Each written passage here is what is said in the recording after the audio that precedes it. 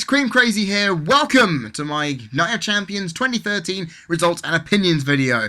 Now this isn't a good sign when I leave a pay-per-view and I'm really sleepy. That's not a good sign, but that's exactly what happened last night. This pay-per-view, I'm going to say right now, before I even sum it up, about, I'd say 40-50 minutes later, that basically this pay-per-view, while it had some good moments, was a bit lackluster on many ways. It felt just like WrestleMania, actually. But WrestleMania was WrestleMania, therefore I didn't feel sleepy for it. You kind of see how that goes. Anyway, let's go on to the main results of the show then, shall we? The pre-show match had primetime players defeating the Real Americans last to win a tag team turmoil match and get a tag team championship match against the Shield later in the evening. And I'm not too happy with how late in the show that match actually was.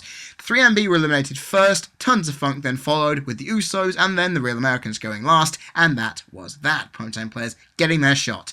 Curtis Axel was out there, because at the start of the show, of course, we had the big message that Triple H was banning everyone from ringside during the main event. Heyman and Axel then pleaded to not make this handicap elimination match on DQ and just cancel it altogether. He then thought, just like I did, Curtis Axel hasn't defended his pay-per-view in a long time, and he needs to defend the title at the pay-per-view. So he arranged a match with whoever he finds in the back first, and that was Kofi Kingston. However, Kofi did not manage to get the title off Curtis Axel, as Axel retained, getting his swinging neckbreaker facebuster to win.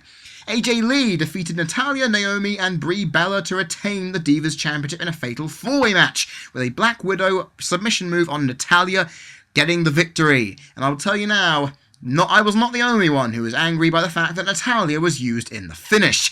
Rob Van Dam with Ricardo Rodriguez defeated Alberto Del Rio by disqualification after Del Rio refused to release the cross-arm breaker move. Del Rio therefore retains the World Championship. How many people were a bit irritated by that? So was I. I mean, it's Michigan. Do you really think you're going to screw Michigan over with that one? In an unannounced match, the second of the night, The Miz defeated Fandango in a match. Nothing special, but a figure 4 leg lock. Fandango tapped, and he was in some pain. Obviously playing up the idea that his dancer's legs could be on their way out. Paul Heyman and Curtis Axel defeated CM Punk in the handicap elimination no DQ match. Now, Axel was eliminated, but it took a little while to do it. The Anaconda Vice off the GTS, that's the thing that did it. But here's the kicker. CM Punk was screwed as Ryback speared him through a table. Heyman was placed on top of him for the victory. And the fact of the matter is, makes it even more ludicrous, Heyman was handcuffed. So, yeah, that was a little bit of a clusterfuck trying to get that match to work. Oh, yeah, it didn't work out too well, did it? Dean Ambrose defeated Dolph Ziggler to retain the United States Championship. Ambrose hitting his Bulldog DDT facebuster for the victory. Please note also, it wasn't done fully right due to the existing head injury that Ziggler has had before. The Shield then defeated the Primetime Players shortly afterwards to retain the Tag Team Championship. A spear by Roman Reigns illegally, allowing Rollins to get the pin from that. Really was a really shit way for them to win, but it's just an easy way to get the heels over, I suppose. And the match, which, by process of elimination, you can see here that heels won all night. And you know what that means, everybody? You need a face victory to balance it all out. Well, the face victory came in the match, which I didn't want to have the victory in. Daniel Bryan defeated Randy Orton to win the WWE Championship via a knee to the face. And you know what? Well, I said this on my Twitter feed. The marks who were complaining about the pay-per-view went away and said, "Yay, Daniel Bryan wins!" And, stupid marks. Seriously, if it went the other way, you'd be angry as hell, and I can sense it. You still raised the pay-per-view poorly, which I can give you a lot of credit for, but at the same time, a little bit ridiculous. Anyway, let's get on to the major matches themselves then, shall we? Because, of course, if you have never seen my videos before and my review system, you don't know what these factors are. Psychology, move variety, crowd reaction, match length and pacing, and my overall enjoyment. That will determine a base rating, which I will then use pros and cons, which I may or may not have mentioned from the match. I will then use that to get my idea of what I would want to rate the match for, which will then give you the rating that I will mention. And you actually can see in the description box below, so you may find out what those are. But if you want to know why I've given those ratings, keep listening, because all will be worth it in due time, because it's analysis is what I'm known for, and I will keep doing it until the cows come home. First up, we have Axel vs Kingston. Now, psychology was a 1.5. Now, this is mostly down to the frustration shown by Axel throughout this contest. Obviously, because he didn't really want to be in this match, and Heyman obviously was willing him on to win, that he believes in him, and that was obviously very useful, because that gave this eye of flavour, thinking, you know what, if Axel just went in this and wrestled it normally, calmly, but that wouldn't be the case. You know, he's a very aggressive in-ring performer, and therefore he would need to show it. That frustration of thinking, oh, I've got to wrestle 2 matches now? What? It was just something that was needed. However, there wasn't much body selling in this, and Heyman actually didn't get involved. You know, I was really thinking Heyman would do something, because obviously he wanted Axel to be confident, and if he could do, say, for example, cost Kofi the victory by pulling the referee out or something, enabling, if for example, Axel didn't see it, he could then get back into the match, hit that spinning neckbreaker thing, and win the match, you know, and still feel like, well, you know what, I beat Kofi all by myself, I feel confident, even though we know he didn't. But that, of course, didn't happen. It really didn't feel, you know, like it was actually worth it in that regard. Psychologically, though, seeing Axel win was kind of fun. I mean, at least he got the match done, I'm happy with that. Move variety was a 1.5. There wasn't really too much I haven't seen by these guys before, but that step counter into a springboard crossbody from the top rope by Kofi was damn good. Shows the guy has a lot of bloody talent, and you know what, WWE? You should use that talent. Seriously, that talent is what got Kofi here in the first place. So, yeah, use it. He's worth a lot more than what you're bloody putting him through.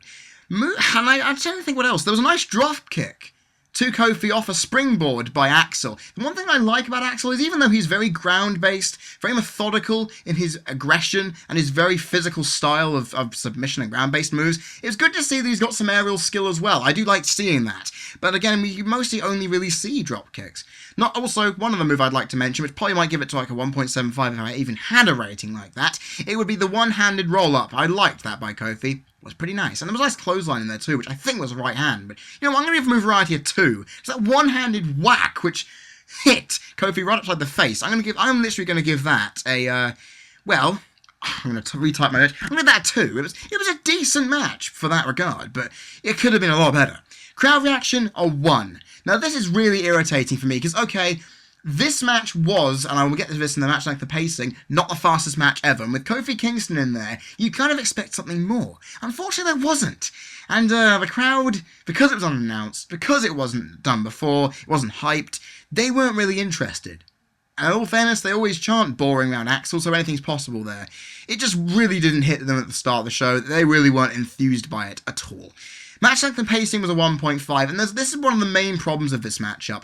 The timing of the match and the overall pace of the match. Now, while it did have some quick moments, that was mostly down to Kofi Kingston, I feel that his high-flying offense mixed with Axel's tough and methodical pace of match does not work. It did not work, because every time Kofi tried to balance the pace out and make the match flow better, Axel completely ground it to a halt, and that made it very jarring to watch, especially when you realise it went for just over 13.25 minutes. That is way too long for an opener that's so slow.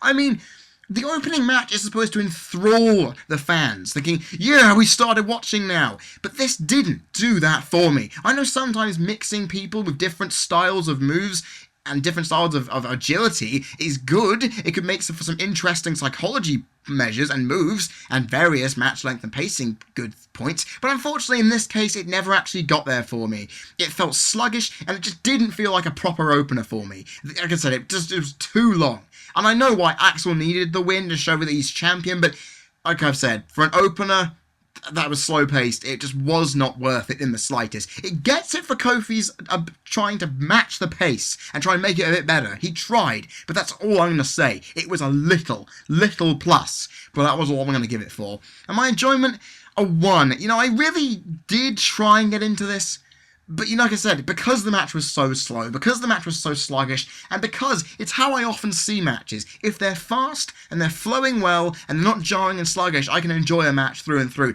I tried to get behind Kofi and Curtis in this, but it just didn't work for me. I just could not get into it. And the one thing I have to say, yeah, this match should have been made before the show. You know, while there were some good moves in here, everything else just worked against it. You know, I really tried to fully get into it, and it just didn't work for me. If it was announced before the show, Heyman got involved, there was more psychology from anything involving Punk, I would have said, to get under their skin, or maybe try to interfere, all could have worked out fine, but it just wouldn't have worked out. I will give it its plaudits, though. It wasn't necessarily a rubbish match. It just was not in the right place on the card. I mean, you could have at least put this... But maybe said, oh, Axel, you weaseled your way out of this one against the Heyman match. You got pinned, but you know what? We're going to confound your misery and put you in a match right now, then lose the title. That would have worked out better. But 3/4 of a star, I'm going to be very generous here. I would have given it half, but there's just enough to go, you know what? I will not say this is rubbish. It was a decent match, but nothing more. It was not what I would call a worthwhile match for viewing. Divas Fatal-4-Way now. The psychology was a 1.5. I liked this mostly because of the all-for-themselves ideology not applying here. The beginning of the match was dominated by the fact that the Total Divas cast members whooped the crap out of AJ to begin with. And that was really interesting, because it showed, you know what? These divas can wrestle, and they can do it reasonably well. And the fact that Brie turned, at least was showcasing her heel side by taking both Naomi and Natalya out was very, very, very, very interesting. You know, I really enjoyed seeing that. But it was very short. I'll get to that in the match length and pacing later, but because there was not much, and because there wasn't too much going on in the body selling front, I mean, sure, I think Naomi and AJ and Natalya both took some quite big nasty knocks. They were not really worked on a lot in this match. And the aggression shown by AJ, while it added, was very lackluster because she didn't get to show too much in the match. It didn't feel like she actually was able to prove how dominant she was. She was made to look weak in winning, which is something that I haven't really properly seen from any match in a good little while. But still. Move variety, 1.5. This is quite simple. Even though the flying crossbody by Naomi missed, she still did it damn well. And I will tell you, the height on that made me go, holy fuck, this is impressive. Not just that, but the main move that gets this is the fact that on her Total Diva colleagues, Naomi and Brie, Natalya hit a double sharpshooter. I mean, that's the only real move that gets that 0.5 up to from the 1, the bottom of the barrel. This was impressive. I loved seeing it. I marked out slightly because I haven't seen it in a while, and my god, it was brilliant. So is that Natalya didn't need to be the one losing in this one. Didn't have much more, though, to show. I mean, I still don't really know what Brie Bella does move-wise, and honestly, the rear view... I know that there used to be the hip bump from the wrestling video games back in the day, and I never thought I'd ever see someone use that move, but there we go. Crowd reaction was a 1.5. They picked up a little bit from the opener, but it didn't really go for long. Mostly because, well, Natalya doing that massive double sharpshooter, the crowd just went nuts and applauded the crap out of her. AJ's offense was lauded. I mean, it wasn't really what I would call on your feet for a Divas match, but it was flurried chaos, so... They kind of enjoyed the insanity that match gave for a while. That's why multi-diva multi-diva matches done right can get some reaction, but there wasn't enough to really say to me they were interested proper. Match length and pacing, a 2.5. Now, this one is quite interesting for me, because this was literally very, very fast, very, very methodical, and very quick. Methodical in being quick. These divas beat the crap out of each other, but did it at a good pace. I enjoyed seeing that. One other thing I want to mention is the fact that this match should have got more time. 5 minutes and 35 seconds is not what I would have wanted. You know, this was one of those Divas matches they could have easily stretched out by another 4 or 5 minutes. Add more meat to it. Add some other Total Divas cast members try to beat down AJ, and then see her whacking all of them to pieces. Or even the heel ones trying to do the same, and showing her resilience. But no, none of that was even necessary. And that, again, the psychology lost it there. But you see, the overall notion that this match was fast, but didn't last long. It's similar to the Sandow-Cody match we saw at SummerSlam. It just didn't really give us what we were necessarily looking for. And that really wasn't very good. Honestly, to God, it wasn't what we needed. However, I will give its plaudits that this match kept up its pace so well that I was actually interested to see how the match went down. And I'm pretty happy. I mean, it was building momentum right when it was finished. And again, the way it was done, I mean, Natalya tapping out? Bullshit. My enjoyment, too. See what I mean? I got into this match quite a bit. It was really intriguing, but again, if it was a bit longer, had a bit more meat to it, I probably would have enjoyed it even more. But shit like this happens, you know, guys. Sorry to swear, but you know me. In the heat of the moment, unscripted, anything's possible. Now, There was a ref botch, in this match. That is a massive con. Of course, because remember, Naomi was draped on top of Brie, and there was no count. The commentators noted it, I noted it, and okay, sure, for purposes of double sharpshooter, you can get away with it. But the problem is, you can't. That was poor. That was poor as fuck. I mean, you look at it, you think, wow, in the legitimate sake, that should have been a Naomi victory. She should have won the damn title. I mean, come on. This is the reason why people tend to laugh at WWE for saying, it's not legitimate. That's the kind of call that makes them say that. That's the kind of call that puts the legitimacy of the refereeing into question. Because there is no way in hell you are going to get away with that in any other league, any other professional, massive entry in the fans' eyes. The fans, like me, obviously calling it crap. And honestly, the refereeing was a bit subpar tonight. So that's one of the only other reasons I could say, look, it was just poor rubbish. The fact that commentators acknowledged it, highlighted it, was a really big shit idea. Honestly, really bad idea. One of the biggest cons of the entire damn match. And also, I've already mentioned it, Natalya did not need to tap. I know it'll make her want to come back stronger and fight AJ to prove that she's definitely got the heart, soul in her. But you know, it proves that her downfall is continuing. I mentioned in my predictions, she must not lose, and she did, which irritated me greatly. It just was not needed. But you know, this match had some good points, and for a Divas match, I was quite impressed for the amount of time they had. They filled this for quite a bit. So I'm going to give it a good 1 1/4 star. Really quite a solid match. I mean, again, if it had more, I would have given it more. But you know what? Those big cons and a few little bits missing really do contribute a lot. RVD versus Del Rio now. Now this one, Psychology was a 1.5. Now, I didn't watch SmackDown this week, but a lot of people were mentioning that Ricardo was technically banned from ringside after losing to Del Rio. Now, am I not mistaken, but that was not actually allowed. Why was it allowed to happen then?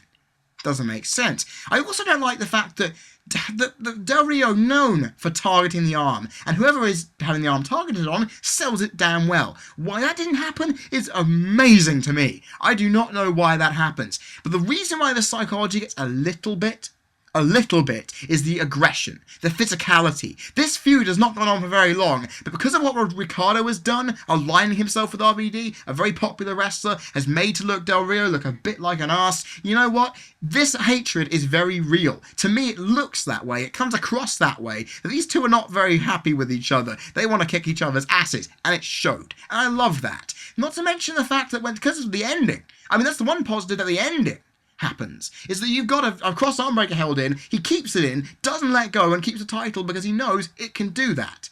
That's the thing. Del Rio hates RVD so much, he's willing to put him through the pain. And that's great. Good to see, but it wasn't done enough. If that selling of the arm and the working on the arm was done multiple times, it would have been better. I mean, also the taunting that RVD had to endure, as of course, Del Rio mocking the ADR chant, and also the 5 kisses from the top rope instead of the 5-star stuff. I mean, that was just lovely. But again, there wasn't enough of it. The aggression was awesome throughout the match, but it didn't give me enough to go, you know what, there's a lot here for Psychology. There was not much body working, not much intensity from it, but there was a lot of physicality. Gotta love it.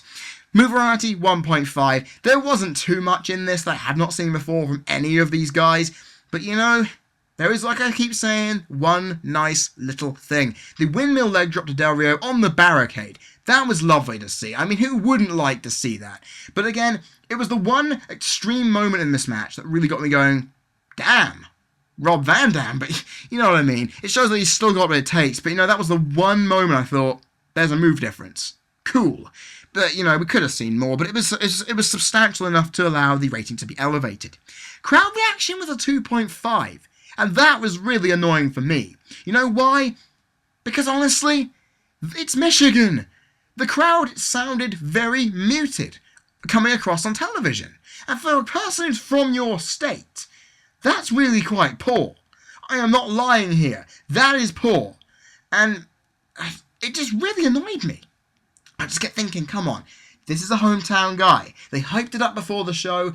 RVD made sure there was no win in front of his home state crowd, and it never really got a light. The crowd, I think, didn't like the to be at times quite slow physical nature of the match. They wanted something much faster, and obviously they didn't buy into it as much. And Ricardo didn't do much either when he was out there, so maybe they just weren't enthralled by what they were seeing, but they got some into it because they kept going for RVD continuously. So they must have liked something, right? Match length and pacing was a 2. Now, I've already mentioned just now, the physicality of this match was brilliant in making the match go from fast to slow. There were great momentum shifts throughout, and it showed through it that these two have good offense and they have good chemistry with each other. But then again, I have to stress, the crowd weren't into it because when it slowed down, they didn't want to see they didn't want to see all that. They wanted to see what these guys are known for: high-flying, fast wrestling with moves not many people can really do. That's what they wanted, and they didn't really get it. And I can say for itself, for a match that went for nearly 13 and a half minutes, it was a good length, a solid length that built it out well, but it just had holes in the psychology throughout that just did not give it justice for the length of time it got. And not to mention, well, the DQ finish did come around. The match length, okay, do you really need to wrestle that long and be equally matched by somebody to cheat? You'd rather do that at the beginning of a match than basically sidetrack him and make him go, what the hell? What are you doing that for? So, overall, it wasn't the best, but it still had some good points. I mean, it was good, fast, fluid, aggressive, and good shifting of offense and momentum by both men. Great, but it just needed more meat. It needed, when it slowed down, to give us more, but it didn't really do that. And my enjoyment was a 2, because I really thought this match had a good lot of potential, and I actually quite enjoyed watching it, because from the start you could tell it was going to get intense, and it did. So, I can safely say I enjoyed that. Let's see, what else have I got here? Let's see. This is the one thing, it's not really a con of the match, but before the match, it kind of irked me a bit. The commentators were insulting Garcia's Spanish translation. You know, they were saying, oh, what does it really mean? Oh, it's probably saying, oh, Del Rio's cute, or whatever. It's like, oh, come on, you know what she said. I can tell what she said, and I don't speak a foreign language. Seriously, do not act dumb. Don't treat your audience like that as well. Come on, we're smarter than that, for fuck's sake. The DQ finish, while it was there to continue the feud, it did stop the match when it should have gotten more time. And I should have mentioned that in the match length and pacing. This should have gone on a bit longer, and that DQ finish really halted it. It was starting to really build some time up. For example, if RVD could have worked his way out of it, managed to get out of the arm lock in time, he would have been able to sell that arm some more, try and fight back and hit a Rolling Thunder or Five-Star Frog Splash, sell the arm some more before dodging a possible Enziguri move and then getting locked in it straight away and then tapping valiantly, you know? Or something else, like RVD could have whacked a kick from nowhere. He could have done some monkey flips around to really build up some more speed and just keep trying to work Del Rio down, but he never did. And it never got to that point where I thought, this is reaching its climax. That wasn't what I got, and I'm annoyed by it. And honestly, I've already mentioned the arm selling, but you know what? I actually enjoyed this enough to give it a near middle point rating, a 2-star. I enjoyed this for what it was, but again, I keep saying, for most matches, it needed a big chunk of extra psychology, extra move variety, the crowd needed to be into it more, which surprised me, the pace needed to go longer for the time, and so forth. It was all explained earlier, but you know what? 2 stars is good for this one. Miz vs Fandango. Now, I honestly don't know whether I can go with this one.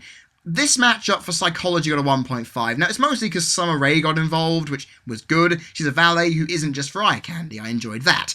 The working and selling of the leg on Fandango by Miz was nice. I mean, sure, it happened way too late in a match of this medium short kind, of about 7 minutes, 50 seconds, but it was definitely there, and it was good to show that Miz was doing it. Should have done it earlier, though. Just saying. Move variety 1. Nothing I've really seen by these guys that I haven't seen before. No need to worry.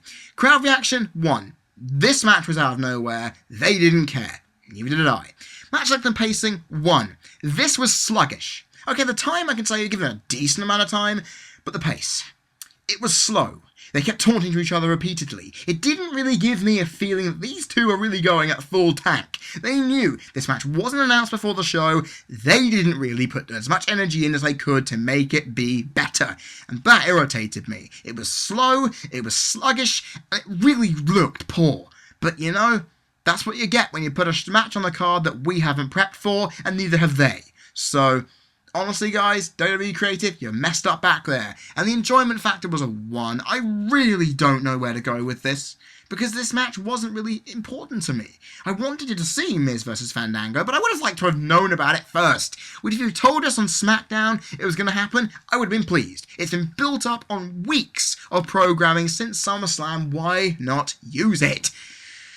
And you know what? I don't want to be mean, but I'm going to have to be. That psychology is the saving grace of this match. It was enough with Summer Rae, but I'm going to give it a quarter of a star. I am being so generous. Quarter of a star for this one. Honestly. And now we're back with the big one. One of the big ones. I was surprised it was so early on in the card for what it was. But anyway, Punk versus Axel and Heyman. Psychology, a 3. Now this is mostly due to the fact, well, that Heyman got his ass handed to him quite a bit. The fact that, of course, you look at Heyman's facial reactions throughout, especially when Axel got eliminated, and you'll show, holy crap, this is good selling from him. His screaming, while it was overselling, was good, because done by a manager, it is fine. They're not used to the pain, so they're not conditioned to not scream very much when being hit by something in the ring. That was why, they say, oh, Heyman's overselling it, really poor. He was doing the right damn thing. I'm enjoying what I'm looking at. Really am. And the fact of the matter is, before the match even begun, the psychology got a massive boost. Because Punk instead of doing his "It's clobbering time" chant, just stood up and said, "Time to die!" Which made me giggle like a... It just made me giggle massively. I was just so warm with knowing that Punk was ready to whoop some ass and hand it out well. You know? Pretty damn cool. And honestly, that can't go wrong, really. I mean, Heyman running away like the walrus that he is, getting handcuffed for the retribution from Punk. I mean, it was laid out well. It was paced out pretty nicely for what it was in the psychology point where we were really looking for this. We were waiting, and we had to wait and wait through the Axel match before everything started paving its way nicely. The problem with the psychology on this front is Axel no-sold what the match he had earlier. He was in a near 13-minute match, and he didn't sell it one bit. I know he's had a few matches, maybe an hour to recoup, but come on, if you've been in a match that physical, then come on. You should literally be doing more. And he didn't. Honestly. And also, Ryback's interference. I mean, come on. For psychology purposes, Ryback has not done anything to warrant his inclusion with Paul Heyman. Heyman screwed Ryback multiple times. So why does Ryback join up with Heyman? This is a massive problem, and I don't understand it. Anyone else, I could have fully been behind it, but no, I am not fully happy with Ryback being part of this. It took the psychology into a nosedive, because we kind of felt that it was going to be Heyman weaseling his way out of it, but we didn't expect that. I mean, it was ridiculous.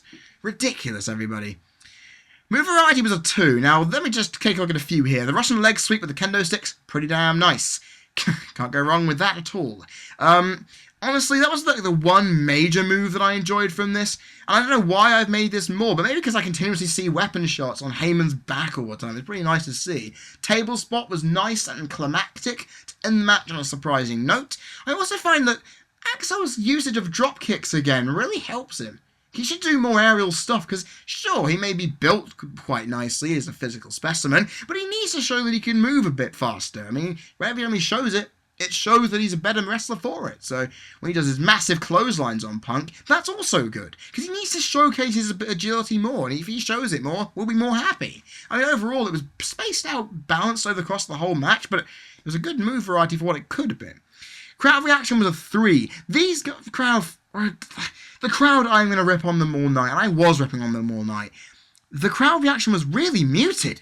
I mean, come on, they were happy seeing Punk want to beat the crap out of Heyman, and seeing him beat up Heyman was good. Seeing Punk beat up Axel methodically in the hope that it could be getting to Heyman, they were all for it.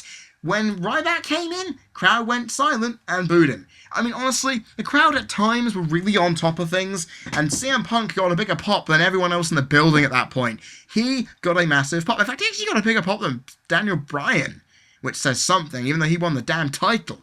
Honestly, if the crowd were better throughout the entire match. Because when there was just Axel and Punk wrestling without Punk getting major offense, the crowd weren't interested. And it really showed that this match, even though it was hyped and you wanted to see it, you were only really there to see Heyman get his ass handed to him. And if it wasn't that, the crowd weren't really into it as much, which was disappointing. Match length and pacing was a 1.5. Now, I know this was an aggressive, physical match and was good, but then again, it was quite slow. I mean, for a Punk match, look at he was facing Axel, don't even need to say more, but his methodical beatdown of Heyman was not as fast and furious as I thought. I mean, sure, he was whacking the crap out of him with that kendo stick, but there wasn't much else to go for it, you know? Really wasn't interested in... I really wasn't liking how the match was so slow for what it was. I thought Punk would have sped up Axel's pace more, but no. I mean, the match length overall, about 16 minutes, it built up slowly, but it really ensured that by the end of it, you know what? Screw it, we got what we came for until the end when it got completely annihilated and ruined. So, the match length was good, but the pace just, to me, was too slow for a match with such angst in it. Such angst by Punk, which benefited the psychology and the methodical nature at which he beat him down, but overall the slowness of the match was not necessary when the actual wrestling was going on. When the actual wrestling was going on, I wanted it to be over quickly and have that pace in there, so when it came to Heyman, you could see him whack the crap out of him for a good 5 minutes. Good 5, 6, 7, 8, maybe 10. And then Heyman tried to fight back, adding more pace until it's cut back down again. Didn't happen, irritating on all fronts. Enjoyment, a 2. You know, I really thought, I enjoyed it, but it wasn't what I thought it was going to be. A lot of people saying it's a 2-match show. Was it? Well, this match was one of those too, and we were expecting a lot from it. We didn't get too much, as we know this is going to be a continuation into the feud, but you know what? Do I really care? I mean, it could have been a lot better than it was. But, honestly, this match, it was, at this point, the best match of the damn night. And we already had the Rio RVD match giving a good 2-star showing. But let's take a look at some of these. The head chair shot to Punk while on the move variety section gives it a nice plus. It's a con because even though it didn't fully connect to the back of the head, Axel's probably going to get fined for this. So, yeah.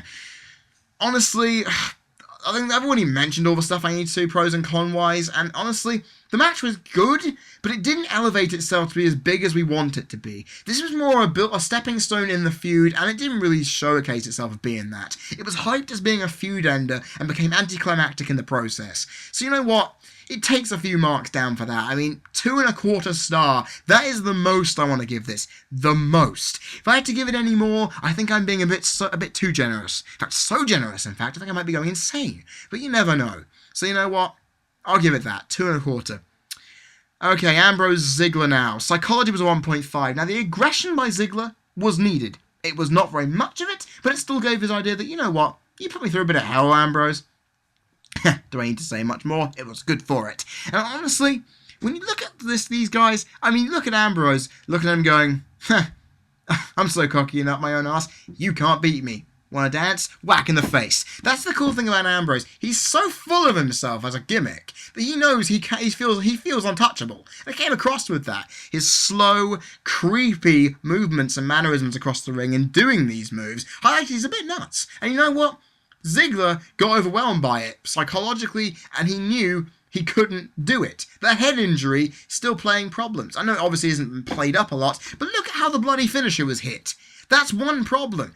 With Ziggler's concussion injuries now, he can't do those kinds of moves. He can't be hitting the head massively. And that really, really annoyed me at the end of that match. But apart from a few obviously taunts by Ambrose, it really didn't give me too much going. Move variety, 1.5.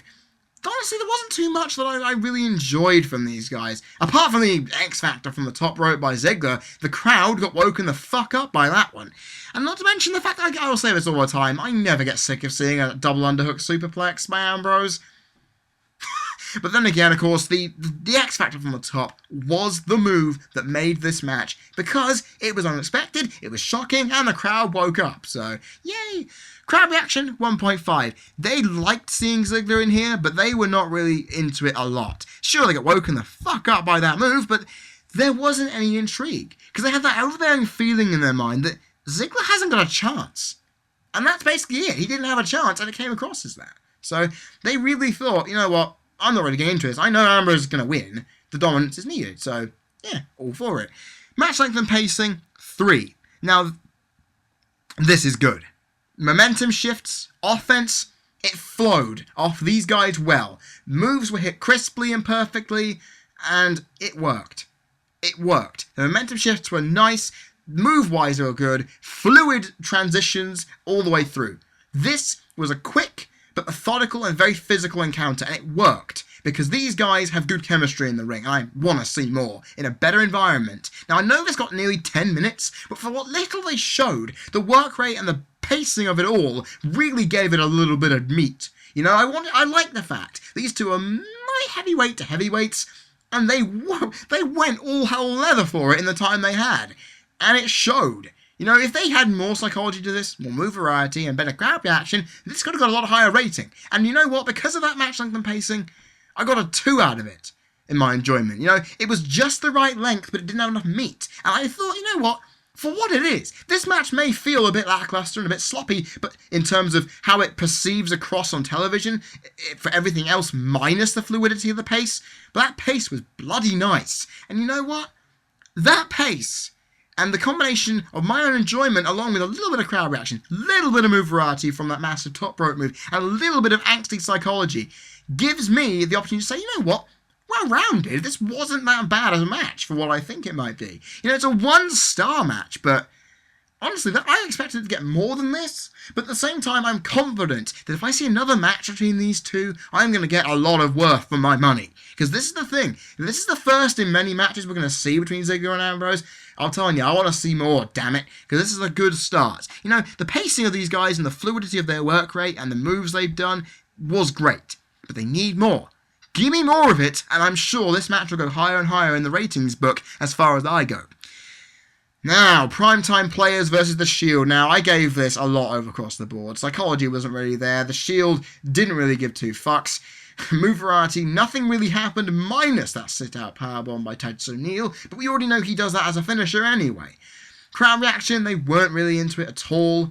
But there's one saving grace. The match length and pacing, it was a quick-ass match. And you know me, for a tag team match, you need it to be fluid, you need it to be fast. Methodical beatdowns are not really necessary. Go through, do what you gotta do.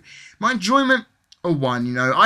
The pace of the match was nice and fluid, but everything else just counted against it, you know. Mostly because this match was too late in the card. It was way too late in the card for me. I would have loved it if this match was on, for example, the 3rd of the card or something. You know, to show that primetime players fatigued after winning a tag team turmoil match, you know. It's called tag team turmoil. They've had to fight through a couple of teams, you know.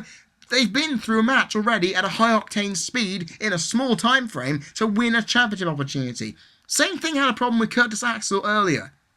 We need to show a bit of story here. The primetime players willed on, but the Shield, of course, got their screwy victory. I mean, it didn't really give me too much to shout about, but I would give this a 0. The angry part of me would give this a 0, but I am not that evil. You know, the pace of the match made it nice to look at, but it wasn't much for me to go, nah, that's not worth it. But then again, the set-out powerbomb was lovely, but you know what? The pace and that powerbomb, is it worth 1 little quarter?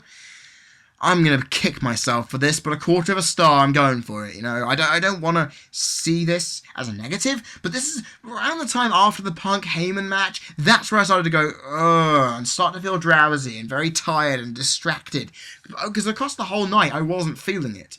And up to this point, I was really thinking to myself, oh, how am I staying awake for this? Oh yeah, I'm devoted to a review. I'm doing it right now. In fact, this is going to be up on YouTube, so I've got to be up for it. But you know, it just, at this point, I was really starting to feel a bit flat and out of it, which for a pay-per-view is not a good sign by any means. Now we get to the main event, though. Orton versus Bryan. Now, psychology-wise, 1.5. The problem with this matchup, right from the start, was that psychology was shot and murdered by Triple H, because he announced that this match was to have no interference. Now, I did not like that. No way was I going to say to you guys that this was a good thing. The match needed the extra psychology, the weariness of Daniel Bryan knowing that at any moment he could be hit from behind or attacked by somebody and the referee could have been bribed to let it go. You know, the idea that Daniel Bryan won this match clean-ish, the fact that that happened, you know, it's irritating. Because I wanted a overblown clusterfuck. We got a ref bump from that. We got a ref bump, and we got another ref. The other ref then woke up, got back in the ring, and threw the other one out. What the? Come on! I wanted to see an overblown clusterfuck to highlight the dominance of the corporation. To see their champion lose, okay, it may have been in controversial circumstances, adding to that psychology a little bit with a fast pinfall count at the end, which wasn't acknowledged by the commentators, I wonder why, and it didn't really come across as that this match was really, you know, it didn't really feel like it was a main event match, because it didn't give me the impression that, one, Daniel Bryan was being persecuted against, and second, that Orton had a massive amount of power as champion. You know, Orton did look aggressive, and the momentum shifts by both men were great to watch. The aggression especially, because of what these two have put each other through over the last month or so, from cars to beatdowns and so forth. But you know, it didn't give me enough.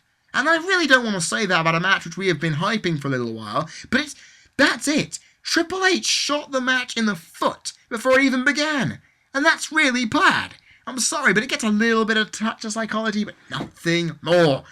I mean, God, even the fact that no body part was really worked on by either man, despite the fact that their finishing moves should indicate. I mean, a yes lock or a knee to the face, highlight smacking in the face, and an RKO, just work the neck a bit.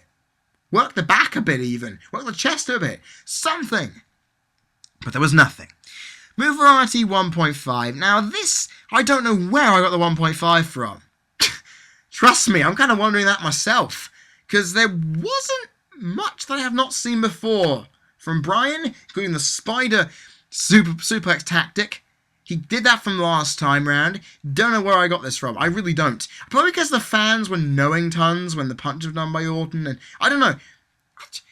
I don't know what was going on with me. I'm probably going to give this down to a 1. There was nothing here that really stood out to me and say, you know, this is different from the usual. I'm going to make this down to a 1. I'm going to edit that right now. 1. I literally put nothing down. I don't know, maybe because I was so drowsy at this point, I was losing track, but move variety, I didn't see anything when I was watching that really grabbed my eyes and I go, maybe you may want to correct me later, guys, in the comment section. Crowd reaction was a 3. Now, I expected this to be way higher. Daniel Bryan, his reaction I always find is muted regardless. The yes chants do add a lot of volume to things, but for the love of God, to me, it was not good enough for the crowd. They disappointed me all night, and this matchup confounded that. They loved it when Bryan won, and they loved it when they tried to will him on, but Punk got the biggest reaction all damn night. And that's the problem. Daniel Bryan should have been more over in this, and Orton should have been booed more too. But Triple H didn't get booed much either at the beginning, so what can I tell you? They did get massive amounts of cheers and boos all through the match as it went on, including those fans knowing the punches, which was great. The fact of the matter is, the midpoint of the match, the crowd really just died out. Like most matches of this nature, they only like the massive high-octane moments. Apart from that, the crowd really weren't too interested, but they were interested enough to make me go, you know what, this feels like a main event match. Feels like it because the crowd are on their feet for a good portion of it. So I'll give them the benefit of the doubt here. Match like the pacing, a 3. Now this match gave me a lot to smile about on that front because it was quick. Daniel Bryan is fast, we know that. Randy Orton is fast, we know that. Do I even need to say more? The aggression and those momentum shifts, I mentioned in my psychology. The momentum shifting from Orton to Bryan to Orton to Bryan to Orton to Bryan to Bryan to Orton. It was good because it showed they were willing to match each other in a ring like this. Good counters, high-octane moves. It flowed well as a match, which just says something when I'm half asleep and I can still see that as a positive is a great thing. And honestly, the match length gets it down here though. You know why? Because 17 minutes, it felt a little rushed. It really did feel a bit rushed. And it was fast, but that's the thing. They had a little amount, they had like about 5-6 more minutes, maybe. I could have seen the clusterfuck happening. If they hadn't added Fandango Miz, then this would have had an extra 7 minutes. It would have made it much fuller, much better, and it would have given us more psychology. It would have given us more move variety. You know what I mean? There are holes everywhere on this damn pay-per-view, and time constraints. Why? But, and the ending. Where that ended things, fast count. While the match might have been fast, the count didn't need to be.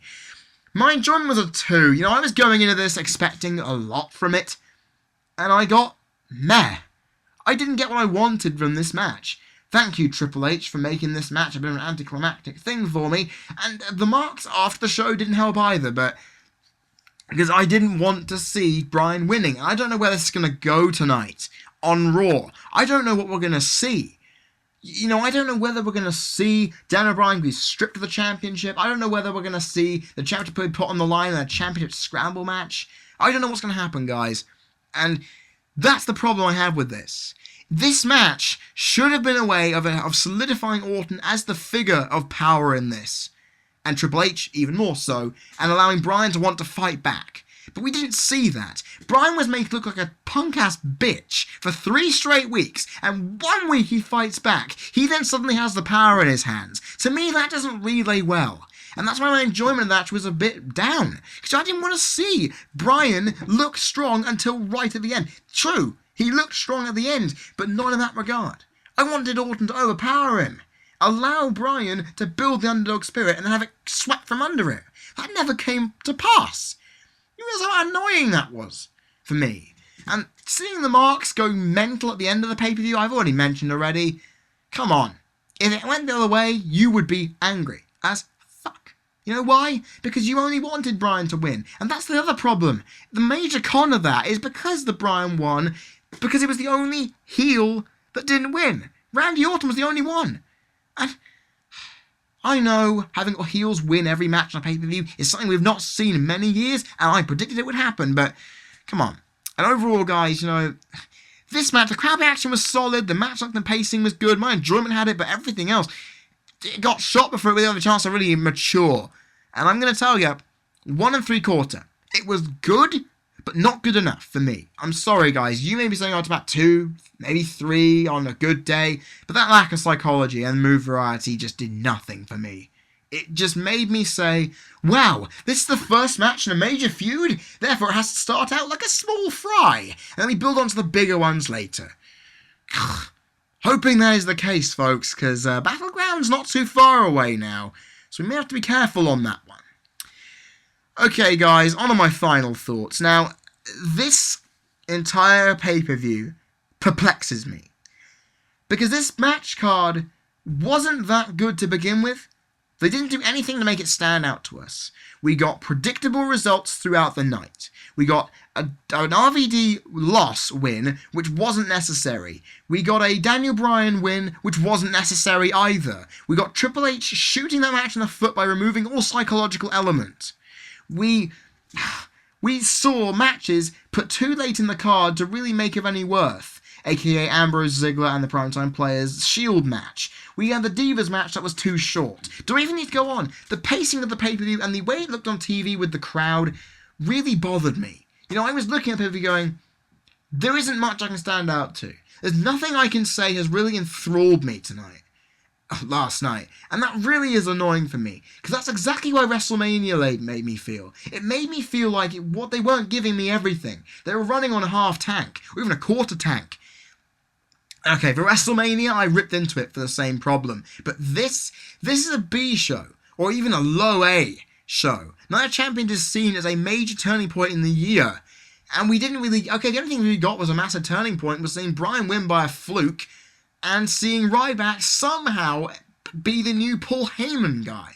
I mean, what else was there that made me go, this pay-per-view is worth something? Okay, some of the matches got 2s, or low, or even a 1 1/4, 1 3/4, 1 1/2, or whatever, but this pay-per-view just fell flat.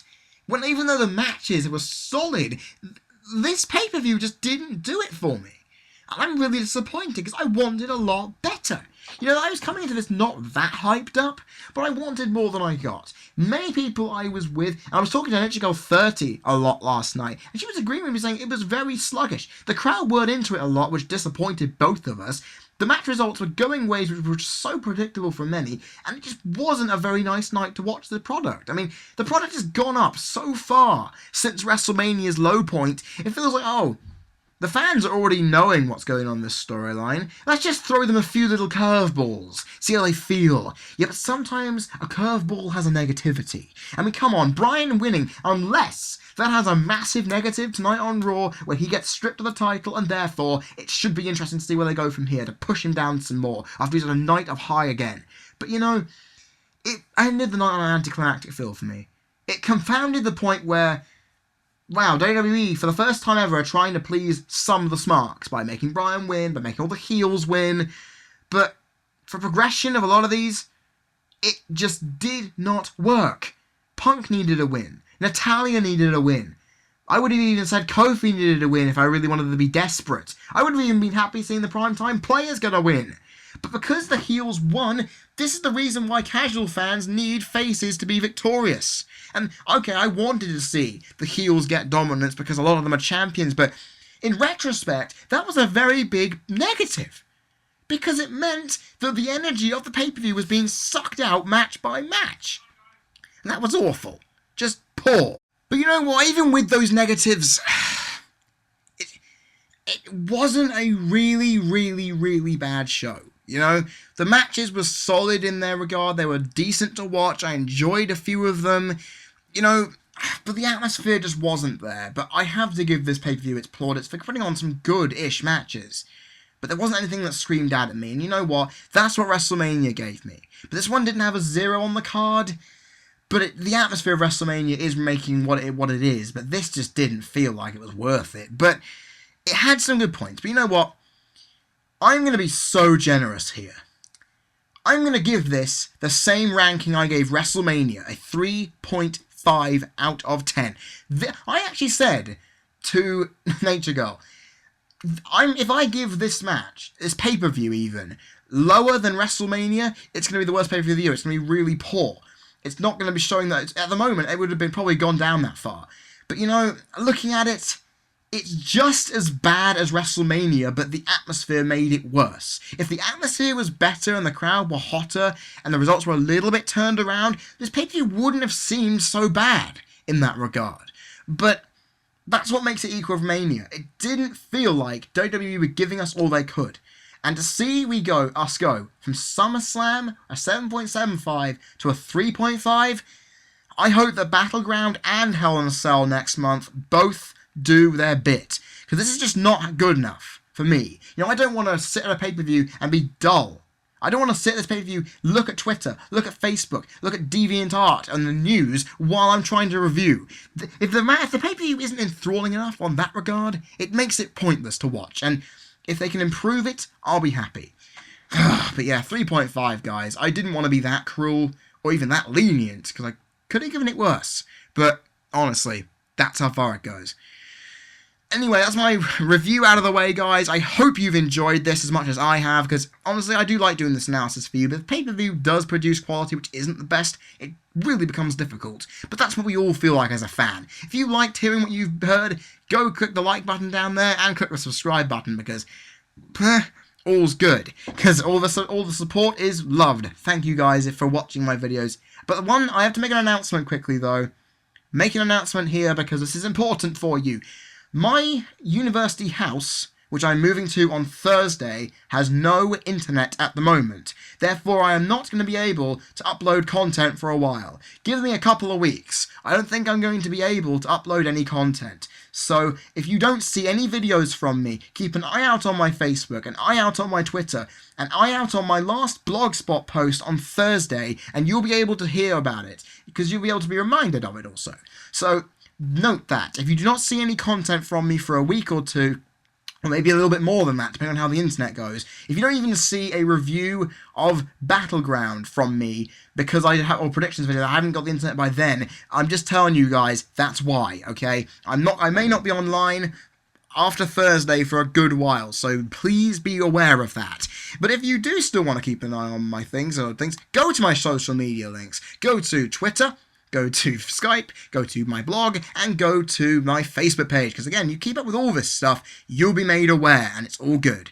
Also, you can check on my channel. my CCVGP channel, because when I get down to my uni, I should be recording shit like there's no tomorrow, because we have at least 2 or 3 weeks, 2 weeks or so, before we go into the course proper, so it'll be just me and my 2 housemates recording crap, so should be pretty interesting.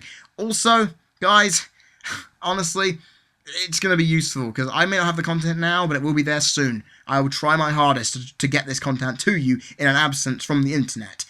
Guys, I have been Cream Crazy. You've been people listening. This has been my Night of Champions review, and I will see you guys whenever that may be. Remember, guys, Cream Crazy's Wrestling Rant, representing professionalism in the YWC since 2010, and I will see you soon. Very, very soon.